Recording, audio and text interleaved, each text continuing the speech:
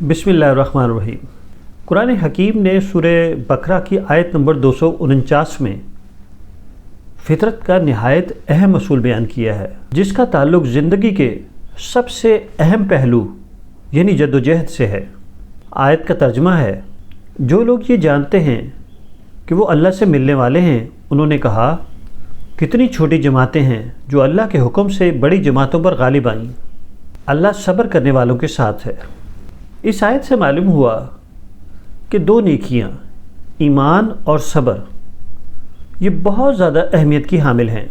हमें दूसरी नेकियों की मिकदार बढ़ाने की कोशिश करने के बजाय हमें इन दो बुनियादी अज्जा यानी ईमान और सब्र को अच्छी तरह जहन नशीन करने की कोशिश करनी चाहिए। कुरानी आयत में एक हकीकत बयान की गई कि कितनी ही छोटी जमातें बड़ी जमातों पर गालिब आईं। तो बड़ी जमात से क्या मुराद है? बड़ी जमात से मुराद मजमूआ अफराद है। अगर फ़र्द मुस्तहकम होगा तो मजमूआ अफराद भी मुस्तहकम होगा। अगर फ़र्द कमज़ोर होगा तो मजमूआ अफराद भी कमज़ोर होगा।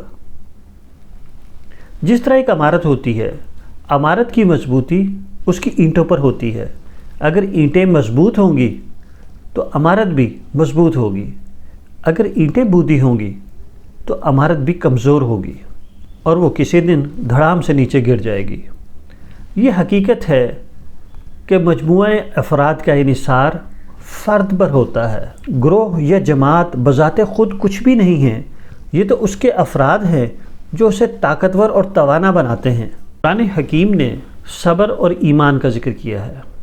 ये दोनों खूबियाँ जो हैं वो समझ लें दीन की रूह हैं। ईमान इंसान की नज़रियाती ताकत है और सब्र इंसान की अमली ज़िंदगी में हौसला और तक़वियत देता है।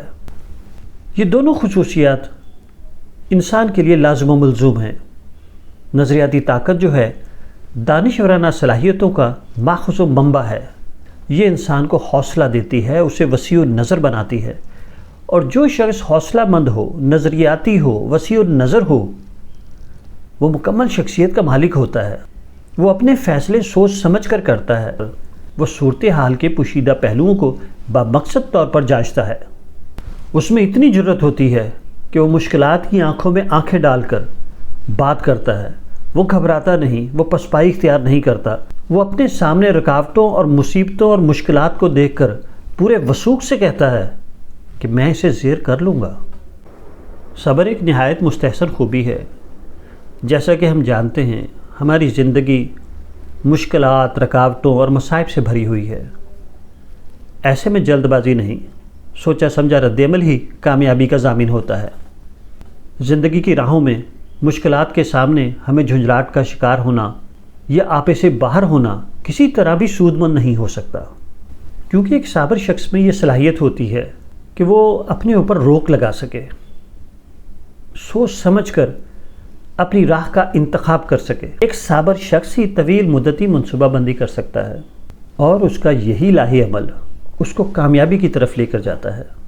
ज़िंदगी में बारहा ऐसा होता है कि आपको फौरी फ़ैसला करना पड़ता है। इसलिए जमात के हर रुकन में ये सलाहियत होनी चाहिए कि वो फौरी फ़ैसला करे, वो लकीर का फ़कीर ना हो, उसके अंदर क्रिएटिव अप्रोच हो, वो तर्ज़े कोहन पर अड़ने वाला ना हो, वो आईने नौ से डरने वाला ना हो, वो ज़िंदगी के मामलात को नए आहंग से देखने वाला हो। और ऐसे अफराद पर मुश्तमिल जमात जो बासलाहियत ना हो, जो तख्लीकी जहन ना रखती हो, जो हालात का सोच समझ कर जवाब ना दे सके, वो चाहे कितनी भी बड़ी हो, वो गुब्बारे की तरह बेवज़न होती है।